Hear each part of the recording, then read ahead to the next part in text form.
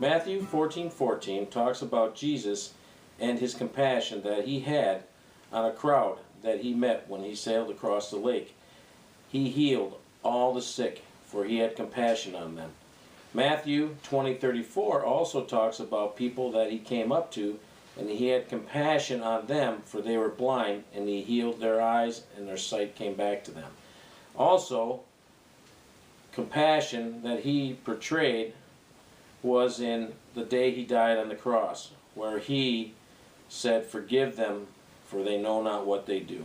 Even in his death, he showed great compassion.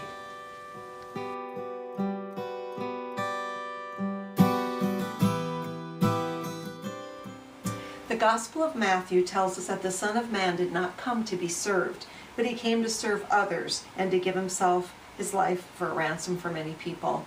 When I think of Jesus, I think of him as a servant and how he, at the Last Supper, he washed the disciples' feet and he told them to do that also.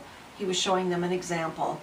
And also in the book of Philippians, it talks about that he gave up his place with God and made himself nothing, that he was born to be a man and become like a servant. And truly Jesus exemplified that in leadership.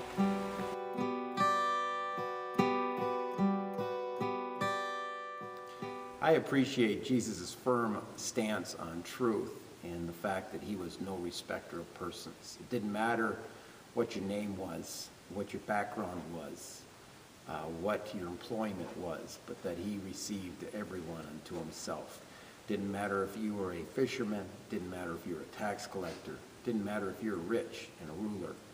He treated everyone the same, and he opened the door the same way to each and every one.